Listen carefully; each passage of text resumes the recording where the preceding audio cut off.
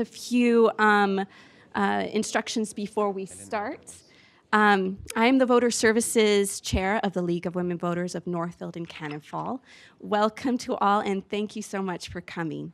We will start the candidate forum in a couple of minutes, but before we do, we have a few requests and announcements to make. We ask that no campaign buttons or t-shirts be worn in this room and that no signs or literature be distributed. Campaign literature is available on a table outside of this room. Please remain as quiet as possible while the candidates are speaking so that everyone can hear, and please hold your applause until the end of the forum so that the candidates will have the maximum time to respond to your questions. Please silence your electronic devices. It is the League's policy to tape the entire candidate forum without editing so that citizens will see the event in its entirety and not just selected scenes or sound bites.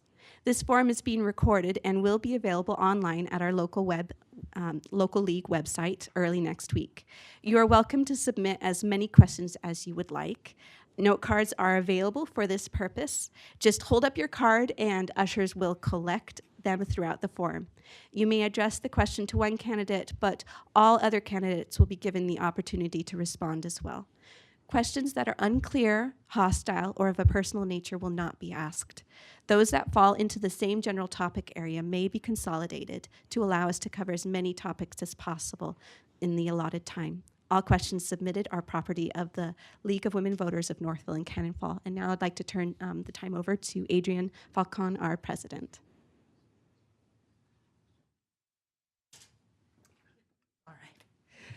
Good morning. I am Adrienne Falcon, President of the League of Women Voters of Northfield and Cannon Falls. I would like to welcome you to our representative candidate forum. We thank the candidates and the audience. Fantastic turnout. Thank you. For attending today, and our internet audience who will be viewing this. The League of Women Voters does not support or oppose a political party or a candidate for office. Sponsorship of this forum is a public service, providing you with an opportunity to hear the candidates discuss important issues face to face. The views expressed here today are those of the candidates and not those of the League of Women Voters. Sponsorship of this forum is not an endorsement by the League of any particular candidate, and all of the candidates were invited with months of warning. There is never enough time to cover all of the issues. If you feel that your question was not addressed, please contact the candidate directly after the forum. If anyone is in need of translation, please let us know because we do have the equipment to provide this translated instantaneously into Spanish. And now I would like to introduce our moderator, Lonnie Screntner, a certified moderator from the Edina League of Women Voters. Thank you. Good morning. This is, as Adrienne said, a forum for the Minnesota House Districts 58B and 20B. We have two candidates on hand and one that we are hoping will show up. From running for the seat in 20B, we have Todd Lippert, and running for the seat in 58B, we have Marla Vagts. Josh Gare, running for the open seat in District 20B, is unavailable due to a schedule conflict. And we have Patrick Garofalo, also running for the House seat in 58B. We will start the candidate forum with opening statements. Each candidate will be given 2 minutes for their opening statements, 1 minute for closing statements. Opening statements will be in alphabetical order. Closing statements will be in a random order. The order of answering questions will be rotated, and candidates will have 1 minute to respond to audience questions. Please note our timekeepers, wonderful volunteer students from St. Olaf College, who have 30-second and 15-second warning cards and a bright red stop card. Please abide by the rules. We hope that most, if not all, of the questions will be those submitted by the audience. We have questions submitted by email to the League of Women Voters of Northfield and Cannon Falls. Let's begin with opening statements, 2 minutes, beginning with Patrick Garofalo. Well, good morning, and thank you to the League of Women Voters for hosting today's forum. And before I start, first of all, allow me the opportunity to thank the fine men and women of the Dakota County Sheriff's Department who are just doing a great job enforcing the traffic laws of Dakota County this morning. So again, thank you very much for the opportunity to be here. I have the opportunity to represent the city of Farmington as well as portions of rural and rural Dakota and Goodhue counties. Right now, the biggest issues we're hearing out on the campaign trail and talking with people are the state of the economy. Obviously, as everyone knows, Minnesota has one of the lowest unemployment rates in the nation right now. And within the state of Minnesota, it's a 2.9% unemployment rate. And within that, Dakota and Goodhue counties actually have some of the lowest unemployment rates within the state of Minnesota. Now, so that doesn't mean that everything's perfect, but it does mean that things are going pretty well in terms of the economy. The biggest feedback we're getting is from businesses and employers who are unable to find qualified workers who are able to show up and perform the tasks that are needed. So as we're going into next year's legislative session, one of the biggest things you're going to see is making sure that we're able to reform our education and higher education systems to make sure that we get workers who are trained in the skills that the workforce needs, not necessarily what those institutions want to teach. So having that partnership between the private sector employers who are hiring, as well as those students, educating young workers and making sure that they get involved. Second of all, in the area of workforce is going to be making sure that we have more access to chemical and substance abuse treatment. It's just common sense that it's more cost effective and cheaper to have people who are struggling with drug addiction be in chemical treatment programs as opposed to incarceration. And so every time we can get somebody off of those programs and into the workforce, it's a win-win for everyone. But I see our fine students are about to raise their stop signs, so we'll leave it at that and we'll go forward. And thank you again for hosting this. Todd Lippert. I want to thank the League of Women Voters as well, and thank you for being here too. I'm running because I care about people who live in small towns and rural communities. I grew up in a town of 700 people in northwest Iowa, very close to Laverne, Minnesota, and I've served as a pastor for 15 years intentionally in small towns and rural areas for 9.5 years in southwest Wisconsin, and I've been the senior minister here in Northfield at First UCC for 6 years as well. In my time as a pastor, I've served people from all walks of life, veterans, farmers, small business owners, teachers, and my goal is to always earn the respect and the trust of the people that I serve. And I work to listen to everyone in my congregation, hear their views, share my own, and find ways for us to move forward together as the churches that I've served. And I'll bring the same approach to being a legislator as well. As a senior minister at First UCC, I've advocated with religious leaders across the state for policies that treat immigrants with dignity, for policies that protect our healthcare and move towards an increasingly just healthcare system, and for policies that respond to climate change too. I think that we have more in common than we think, and I think there are needs that we share regardless of geography, and we need to find ways to come together and work together to meet those needs. No matter where we live, we need access to high-quality, affordable healthcare. No matter where we live in our state, we need fully funded schools, and we shouldn't have rich districts or poor districts. We should have excellent school districts to keep our promises to our children. And we also need clean water, no matter who we are or where we live. And we're also experiencing the effects of climate change, and we need to respond to climate change as a state too.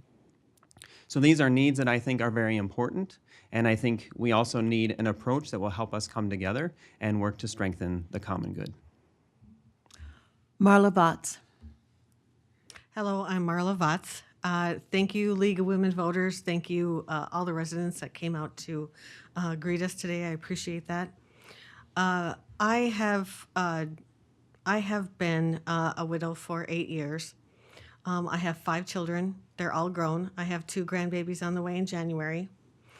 I lived in the district for about 28 years, and when I lost my husband to cancer, that was a moment for me that changed everything.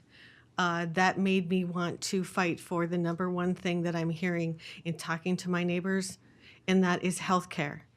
People need accessible, affordable healthcare. I have also been in the field of negotiation for 18 years. So I want to take that skill. I want to bring that to the Capitol, and I want to represent the people in my area on the top 3 issues that I hear over and over again. That is healthcare, that is broadband, and that is education. I am running not to be a politician, but to be a public servant. I want to be accessible. I want to have people be able to come into town and have coffee with me and talk to me about the things that trouble them, about things that they want their government to work for them up at the Capitol. I don't feel like that accessibility has been there, and I want to make that's a difference that I can bring.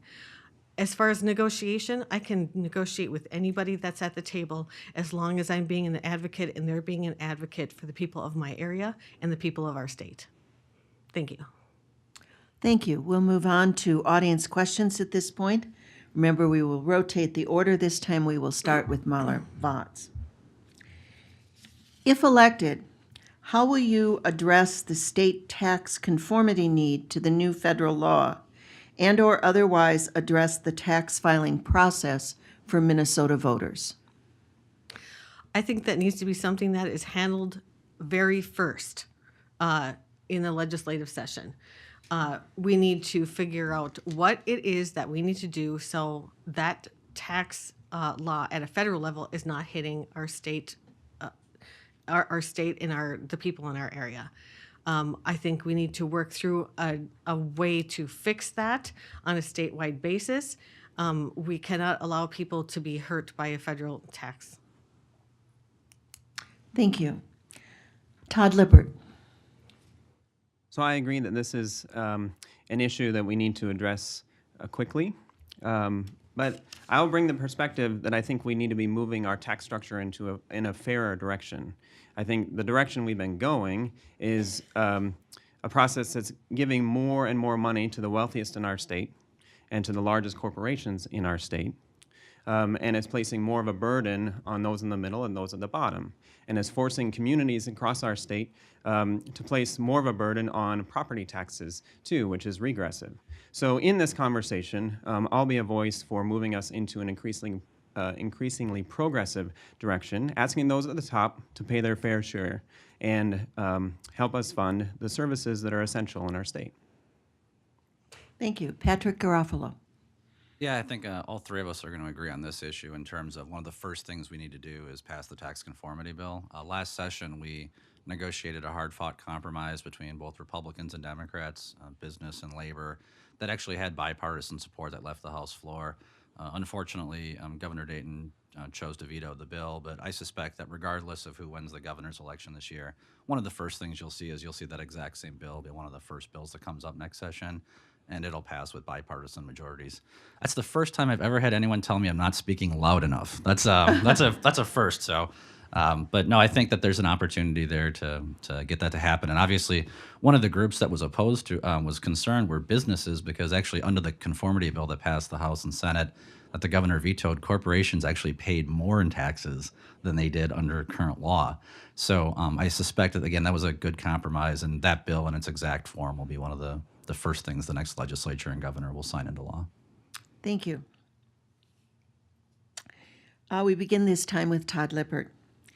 In 2018, the legislature appropriated money from the Environmental and Natural Resources Trust Fund, the dedicated lottery proceeds, to pay for state bonding projects that have traditionally been paid for from the general fund.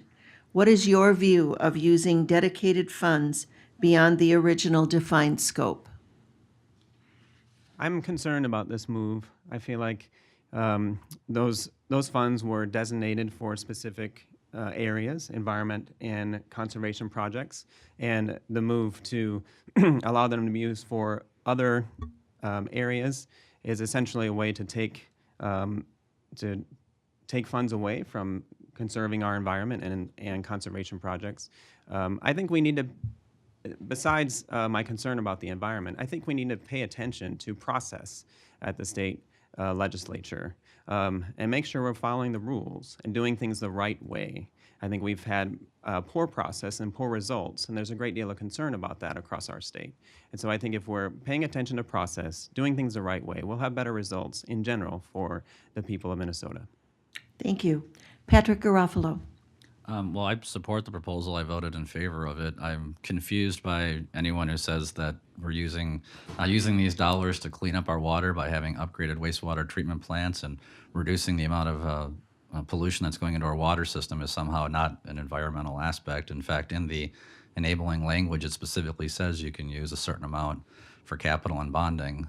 So I frankly don't understand it. I think we should be doing more things like this, making sure that we're reducing the amount of pollution that's going into our wastewater treatment plant outputs into the waterways.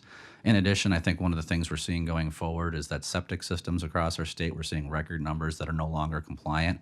We should set up a grant program at the state of Minnesota to help people upgrade those items where someone can't plug into a traditional wastewater infrastructure. But candidly, I've never understood the opposition to this. I mean, it's meant the money is meant for clean water and a cleaner environment, and that's what the money is being used for. Thank you. We will move on to the next. Marla gets to. Oh, I'm sorry, Marla. Thank you. Well, I think moving funds around starts to get confusing as to what the original intent was versus what it's used for. I think we need to be clear on what it should be used for, and if it's being shoveled to another area, then we need to know about it. People need to know about it. We need to understand what it's being used for, and does it have the impact that we are looking for? Thank you. We begin this question with Marla Vagts. How should the legislature address climate issues? Well, I don't think there's any, or there shouldn't be anybody that doesn't think that climate change is real. We need to address it on every in every way that we possibly can, because it will affect us. It will affect our homes. It will affect our property values. It will be very sorry. It'll be very important to create a system where we are treating it like a real subject matter. This is not something that's up for debate. It is happening right now. It is going to hurt us if we do not address it at every turn. Todd Lippert. There are a couple issues that I think we could move forward around climate. One is raising the renewable energy standard. So this is a piece of legislation that has been introduced that was stalled. It would raise the renewable energy standard to 50% clean energy by 2030, 100% clean energy by 2050. We've raised the renewable energy standard in the past, and we beat that goal. And what also happened in our state is we had tremendous growth in renewable energy jobs, so jobs related to wind and solar, and those sectors are booming. So I think that's a first step that we should take in responding to climate change at the legislature. Thank you. Patrick Garofalo. Well, the planet is warming. There's 7 billion people on the planet, so of course we're going to have an impact on the climate, and that's that. With regards to what we can be doing, the first and most urgent need that we have to address in Minnesota is the state of our nuclear power plants. That's the largest carbon-free energy source that we have in the state of Minnesota. And for various reasons, these nuclear power plants are under significant financial pressure right now. If the Prairie Island plant, who many people in our area work at, and the Monticello nuclear plant close down, this will be the environmental equivalent of adding 1 million new cars to the road. So in a Minnesota sense, the most urgent need is to make sure we keep those plants open and reject those fringe voices who are saying we need to shut them down. Second of all is to make sure that we have smart policies that we all support. No one benefits from expensive policies that reduce very little pollution. To the contrary, we want programs that are cost effective, that cost a little bit but reduce a lot of pollution. So as we see vehicles that are getting more electrified, that's a great opportunity for us to save people money and reduce pollution. And that's just one of the many ideas that we'll see going forward next session. Thank you. We begin the next question with Patrick Garofalo. Some argue that the legislature's use of omnibus bills violates the state constitution single subject clause requirement. At the very least, it makes it hard for constituents to monitor specific pieces of legislation. How would you address the frequent use of omnibus bills? Yeah, there was a state Supreme Court case a while back. It was a former state legislator actually sued the state of Minnesota. Remember the state office building, the new Senate office building was tucked into a tax bill, and litigation went forward to say this violated the single subject clause.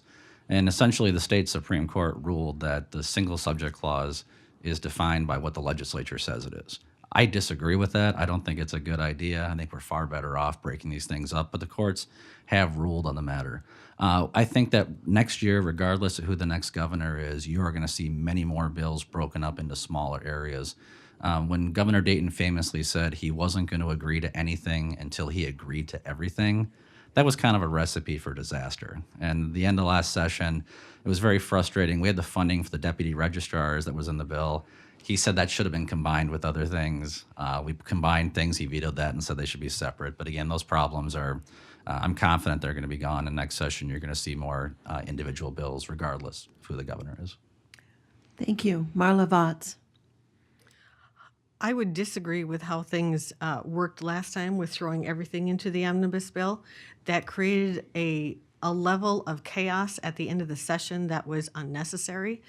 If legislators were really doing the work of the people, they would be taking the most important pieces of legislature that are passed and sending those to the governor for to get signed. There is no reason why all along that we cannot be taking very important pieces of legislation that we think are very important for our areas and for our state and lumping them all into one large bill that any number of different pieces of legislation that are unrelated and undesirable would be put in there. So my approach would be taking pieces of legislation that are important to the people in my area, getting them done like a negotiator would, take it to the governor and get that through. Thank you. Todd Lippert. I'm also concerned about this practice of what are becoming known as garbage bills, and I've been hearing a lot about this as I've been campaigning too. So I think it's important that we're dealing with one subject at a time. That is better for conversation with the people of Minnesota. It's better process, and I think we'll get better results. So I'll be a voice for making sure we're changing our tact in dealing with bills one subject at a time. Thank you. We have a couple of questions here on transit, and I'm going to try and combine them. And the issue is regional transit. The fact that these districts, much of them, lie outside of the metropolitan area. And there are currently no regional public transit services available to Minnesota residents south of the Twin City Metro. Another question mentions the existing rail line that connects this region to St. Paul, the University of Minnesota campus busway, target field on an existing rail line. That line is now identified as the top-ranked potential passenger rail corridor in a state rail plan. So how would you, as state reps, deal with this rail issue and the overall concept of public transit for people in more rural areas? And we begin with Todd Lippert. As someone who's worked as a pastor in rural communities, both in Wisconsin and here in Northfield, and has been concerned about poverty and working with agencies that are trying to address poverty, transportation is something that comes up a lot. It's a key challenge, and the challenge is very difficult in rural communities because of issues of just population density are different. So there are a couple of things I'll be paying attention to. One is I think the conversation around transit needs to be creative, that we have to have new ideas and as many ideas on the table as possible and try new things in small communities. I do think rail can be part of the solution, and so I'm open to that conversation too. I think the corridor between Rochester and the Twin Cities and Northfield's place in it is something that's leads to good possibilities for us. So I'm open to that conversation too. I think we have to be smart in relation to transit, but we need to make sure that people in greater Minnesota have opportunities to get from place to place beyond just having their own vehicle. Thank you. Patrick Garofalo. Well, first, I want to applaud the Dakota County Board for opting out of what was called CTIB.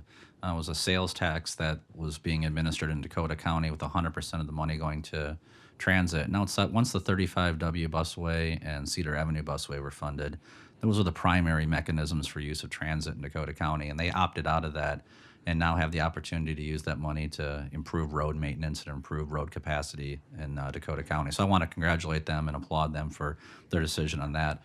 With regards to, I believe the reference was the rail either between Rochester and the Twin Cities or Northfield and a train track running up through Lakeville. I can tell you that there's just little appetite to spend hundreds of millions of dollars on capital improvements for what would be very few passengers moving. We're far better off and get a better bang for the buck, making sure we invest in busways and making sure that our road maintenance that's behind right now is repaired and corrected. Marla Vagts. I believe for our area, we need to look at a multimodal transportation. We cannot rely on one or the other, but we do need to get people to jobs. One of the things in talking to many people in the area is kind of dealing with the one of us. I have a car, I'm able to get around. There's a lot of people that can't. There's a lot of people, what if something happens to their car? That means they could lose their job. So we need to talk seriously about multi-modes of transportation. We can talk about rail, we can talk about bus service, but we need to get people to jobs because there are too many companies that are hurting for people and too many people out in the rural areas that don't have jobs or don't have access to jobs because they don't have a vehicle. So we need to have a multimodal approach, talk about everything, pull all the creative minds together to figure out what would be best to get people from their rural areas to jobs, because that is the number one issue. Thank you. We begin the next question with Marla Vagts. Minnesota has made several efforts to ensure that medical care is affordable and available for all of its citizens. What is your vision of the state's role in healthcare for its people, and what specific steps will you advocate for to ensure that the state achieves that vision, considering Senator Marty's approach also that he has put forward for providing healthcare for all? Marla. We have to put a universal healthcare system into Minnesota. It is ridiculous the way we are doing our healthcare now. People cannot afford it. There's high deductibles. There's high out of pocket. Healthcare is the reason I got involved, because we had received that letter back before the ACA that we had hit the lifetime maximum when my husband had cancer. That cannot happen to anybody else. We need to have ways for people to go into a doctor when they need to, because if they don't, that leads to a further healthcare disaster in their future. You never know when someone in your family is going to come home with a diagnosis of cancer or something that is equally disturbing to their family, only to be worried more about how they're going to pay for it than how they're going to get care for it. We need to have universal health care. Todd Lippert. I'm hearing heartbreaking and crazy stories about healthcare every time I go out knocking on doors. Talked with one small business owner who said, the last time I got a quote for my family of 5, I was quoted $2,800 a month for healthcare. And so we don't have insurance. And so he's in this situation where he's forced to put everything on the line, his financial future on the line. And Minnesotans shouldn't be in that situation. So what I talked about with that gentleman was expanding Minnesota Care, allowing Minnesotans to buy into Minnesota Care. That this would be especially important for small business owners, farmers. It's something that would be of tremendous help for those who are in the individual market and for whom affordable insurance is out of reach for them. I think we have a marketplace that's out of control right now in healthcare, and the state needs to step in, put some boundaries around it, and offer a solution to people in the state of Minnesota. Patrick Garofalo. So 1 minute, huh? 1 minute, okay. Sorry. So really quickly, first of all, Senator Marty's proposal is literally the worst idea ever. It is a horrible idea. He would take the progressive rate structure of our tax code and apply it to health insurance premiums. So the more that you make, the higher you are going to pay for your health insurance. This is a bad idea. Second of all, the idea to expand Minnesota Care is only a slightly worse idea. When you go in for a medical procedure right now, if you have private health insurance, you pay a certain rate. The hospitals are reimbursed at that amount. When you come in for Minnesota Care, the exact same processes are reimbursed at a far lower level. Northfield Hospital would go bankrupt if people moved from the private health insurance market to the Minnesota Care buy-in simply because of the loss of reimbursement rates. With regards, I have a Minnesota Care eligibility study that just came out from our respected Office of the Legislative Auditor. I have copies for everybody. There is a rampant amount of fraud in our system right now. The best thing we can do is get that money away from those who are fraudulently using it and giving it to those who deserve it. Thank you. We begin the next question with Patrick Garofalo. Do you support raising the minimum wage, the question asked, to $15 an hour? I'll say, what is your position as to where the minimum wage belongs, and what is the reason for your stand? Well, right now, Minnesota has an automatic inflator in the minimum wage. I think we're at just short of $10 an hour, and I would oppose an increase in the minimum wage. The simple reason why is that we have a marketplace with different setups in our state.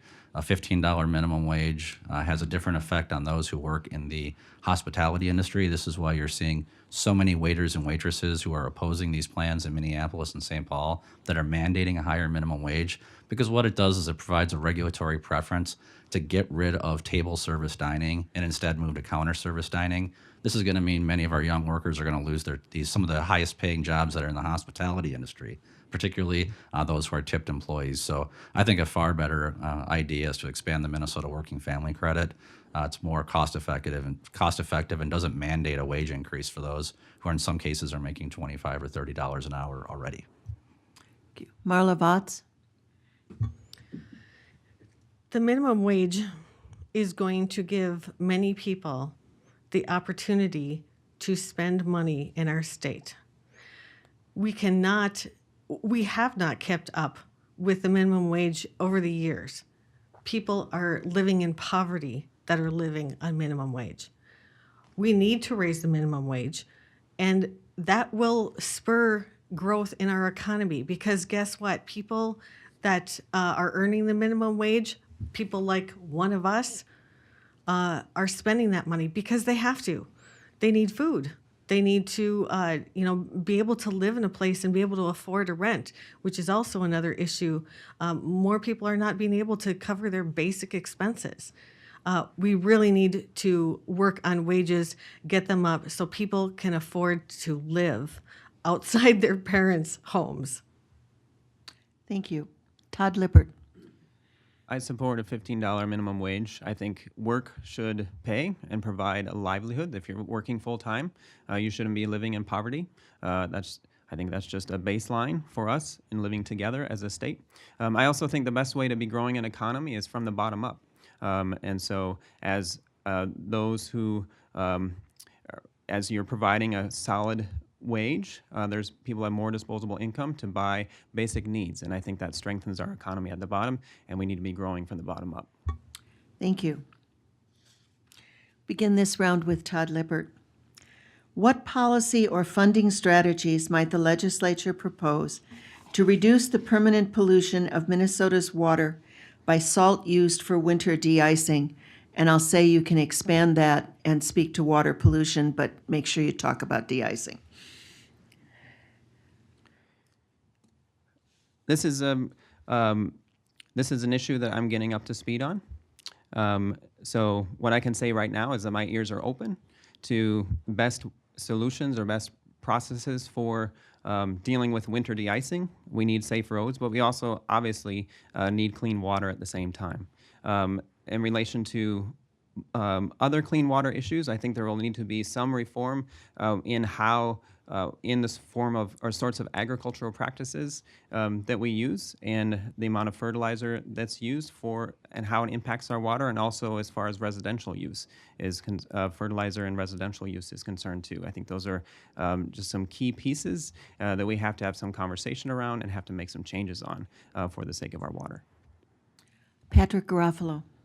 Well, we've kind of come full circle to an earlier comment that we were talking about, and that is the upgrading of wastewater treatment plants. Many facilities that are 50 or 60 years old that are reaching the end of their life cycle.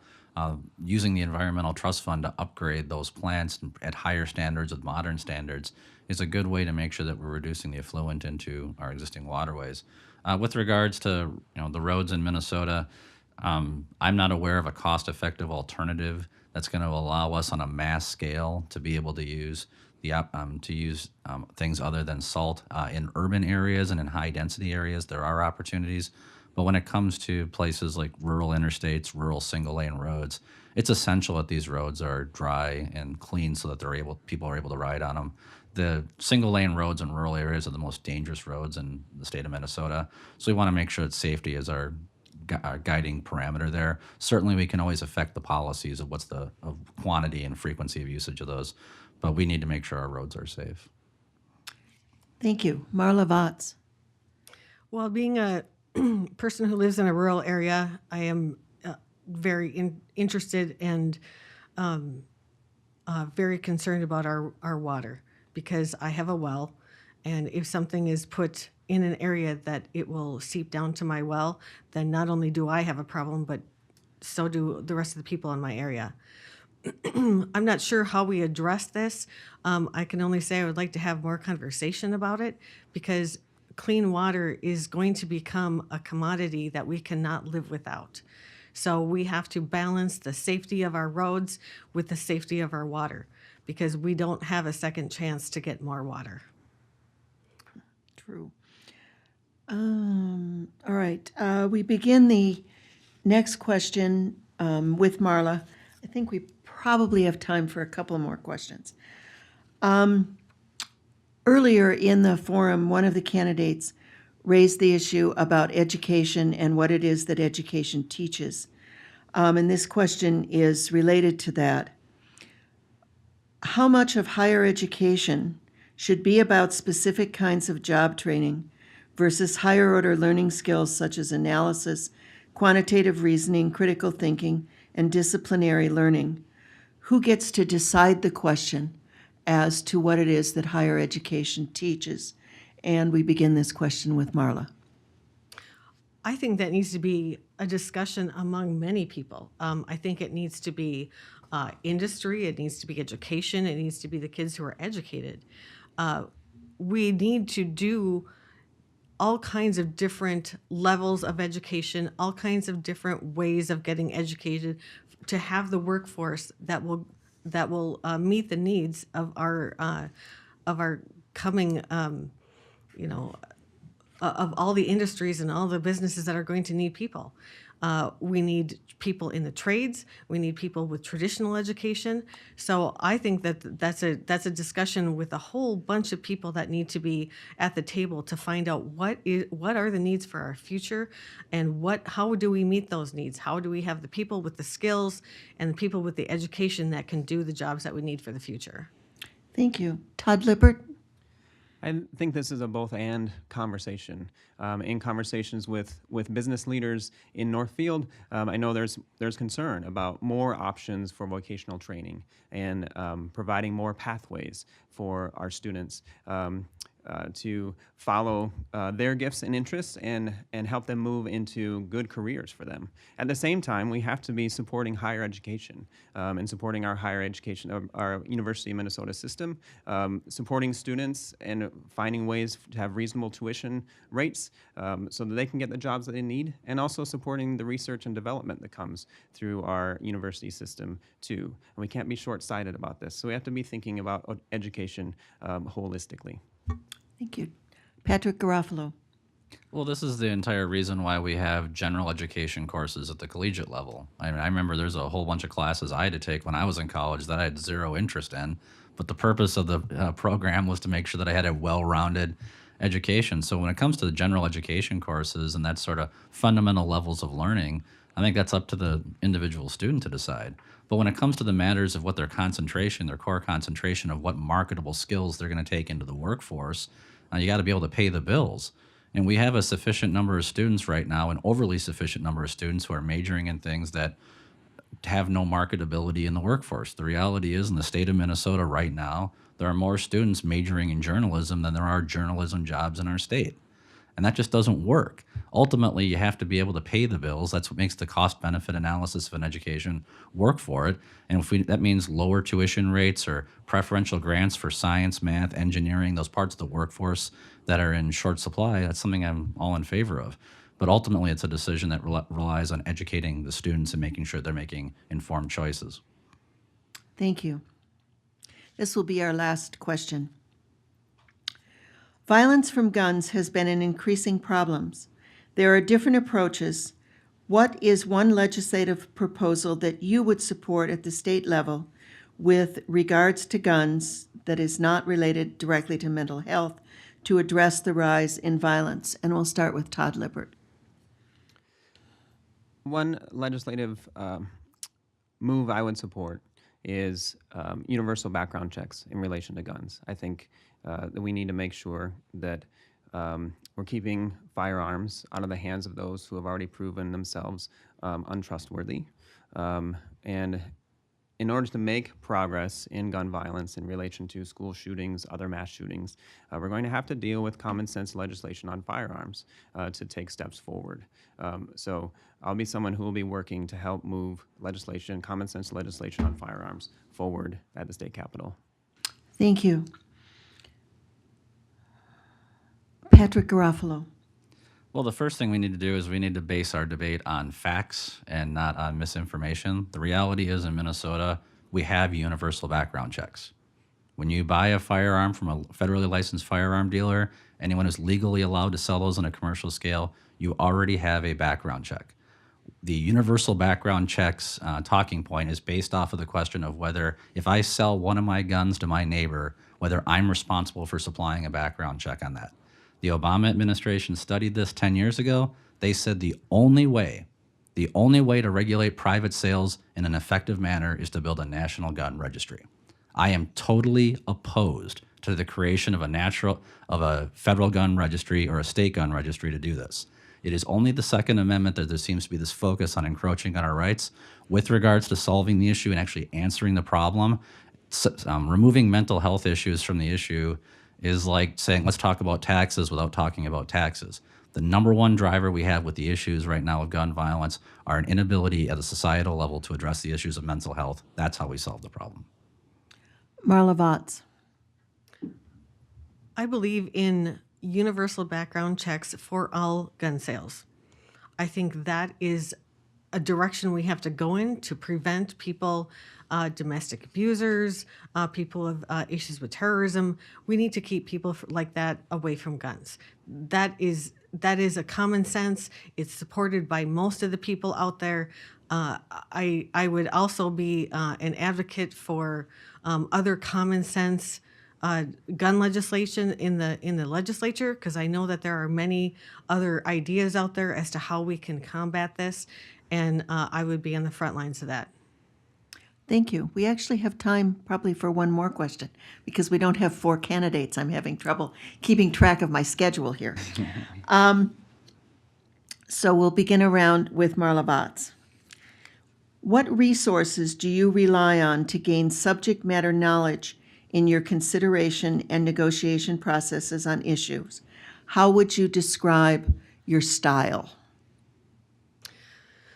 My style has always been to seek out subject matter experts and bring them to the table to talk about all the issues, because obviously you can't be an expert on every issue. On education issues, I would talk to Education in Minnesota. I would talk to teachers. I would talk to superintendents.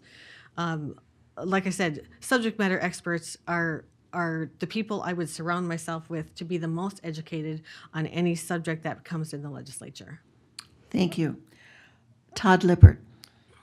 I also value expertise, and I'm a relational in my style, and I value the expertise that's present in my community, in my district. So throughout this campaign, I've been having conversation with city leaders.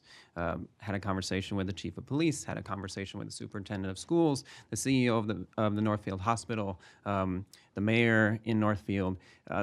And in those conversations, we're both building relationship and building trust and building opportunities for future conversation. And I'm hearing their experience on the ground in our community. And so besides reading studies, I'll be relying on the relationships in my district.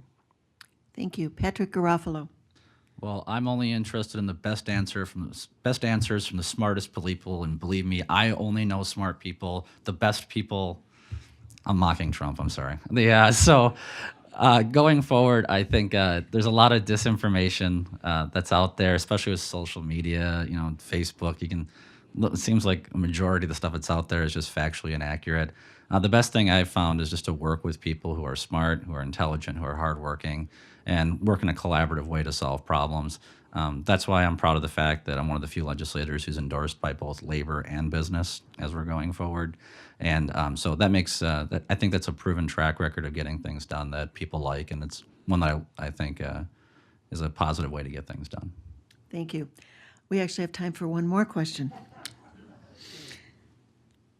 Would you support the Automatic Voter Registration Act of 2017 that was introduced into the Minnesota State Legislature? This act automatically registers individuals to vote unless they decline whenever they interact with government agencies. Please offer your reasons for support or non-support. And we begin with Patrick Garofalo. Well, currently we have the voter motor legislation, so when a person gets a driver's license or they get a legal ID, they're able to opt in at that level. I'm not familiar with this specific proposal, but I would be reluctant to automatically transfer any data from any database into our voter database without specific cross-checks and references to make sure that we have those who are, felons who are currently not allowed to vote, those who are here in our country illegally are not making sure that they're allowed to vote, and those who are have not proven proper documentation. So without hearing the specifics of it, I would say I'm inclined to oppose it, but would want to hear the other side of it. Marla Vagts. I would support anything that does automatic voter registration. Obviously, would have to have, things around it to make sure it's, legitimate data. But that is the foundation of our democracy. People having a say in what's happening in their area, their state, their country, that is the foundation of what we are about. So voting and making it easy to vote and accessible to vote is one of the most important things that we can continue to make our democracy work. Thank you. Todd Lippert. I would also want to see the specifics of this proposal. And in general, I think we want voting to be as easy as possible. And I think it would be a better approach to have an opt-out rather than an opt-in approach to voter registration. That we want people participating in our democracy, and so we want movement that makes that as easy as possible. Thank you. We've come to time for closing remarks. I remind the candidates that you get a whopping 1 minute for this. And we begin with Patrick Garofalo. Well, actually, I have a question. I want to know what got on Todd's hands. He's got like blue ink all over him. What is that? It's got some. I was holding a bad pen earlier, apparently. Sounds like a Republican conspiracy to me. That's what it sounds like. So, no, thank you everyone for being here today. Appreciate the opportunity to engage and talk on so many issues. I would suggest that perhaps going forward, if we have questions on healthcare, these are items that can really you can take an hour just talking about one aspect of healthcare. And so maybe a little bit longer responses would give the public a little bit more rich matter in terms of understanding this content. But going forward, I look forward to the opportunity to continue to represent you in the state capitol. There's a lot of good things that are happening in our state. Doesn't mean everything's perfect or need improvement. But going forward, we do want to make sure that we continue to keep Minnesota at number one or near number one in a whole bunch of quality of life indicators going forward. And thank you to the League of Women Voters for hosting this forum. And again, I have copies of the Minnesota Care eligibility study if people are interested in learning about how we can be doing a better job of making sure that those who are on our program actually belong there, and we can better dedicate those resources. So thank you. Marla Vagts. Well, this is my third run. And the reason I'm running again is because I believe I can bring something to my area. I can bring an advocacy. I can bring an understanding of what we are all going through. I can understand what it's like to have a healthcare struggle. I understand what it's like to look at something and see that your livelihood may be threatened because of a healthcare issue. That's not the only issue, but that is one of the biggest ones. And I want to go to St. Paul to be one of us, the kind of people or the kind of person that people can come and talk to, the kind of person that is having events and coffees in town to talk to the people about what they need from their government. So I would be proud to do that. I'd be proud to be a representative for my area and to bring things that are truly important from the people to the state. Thank you. Todd Lippert? I'm asking for your vote because I'll be advocating for policies that will truly benefit small communities and rural areas and our state as a whole. So I want to allow Minnesotans to buy into Minnesota Care so that those that find affordable insurance out of reach have an option for good insurance, affordable insurance that's actually insurance. I want to make sure that our schools are fully funded and that rural districts are included in the opportunities that our students need in our state. And I also want us to be caring for the environment. We all need clean water. We want to make sure that we are responding to climate change and discovering the economic opportunities that come with that as we're focusing more on renewable energy. That's good for small communities in our whole state too. So I'll be working for those issues and working to bring people together for the common good. Thank you. Again, I would like to remind you that the views expressed in this forum are those of the candidate and not those of the League of Women Voters. Sponsorship of this forum is not an endorsement of any candidate by the LWV of Northfield and Cannon Falls. And now for our closing, Adrienne Falcone. Again, the League of Women Voters of Northfield and Cannon Falls would like to thank you all for coming today, coming out from the community, coming in some further distances than others. So we just want to recognize that we appreciate your honoring Northfield by coming down today to the southern end of your district, for those of you who traveled a little farther. We would also really like to thank our candidates for being part of the democratic process by running for office and for being willing to serve our community. The League also researches issues important to our members and to the health of our communities. Recently, we released a project that we had done on homelessness in this area that we would be glad to share with folks. If you're interested in finding out more about what we do and how you can make a difference, please pick up a membership brochure at the registration table or visit us at www.lwvminnesota.org. Membership is open to both men and women age 16 and older.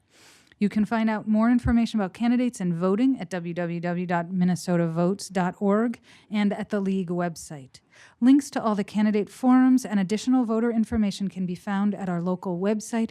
We hope to have recordings of this up in the early days of next week. So for your friends who could not come with you today, or for other constituents, we invite you to share that information. Thank you for coming. Thank you to Melanie Fries, our voter services person, for organizing this. And remember to vote once. And on November 6th or before, because thankfully in Minnesota, we have voter accessibility.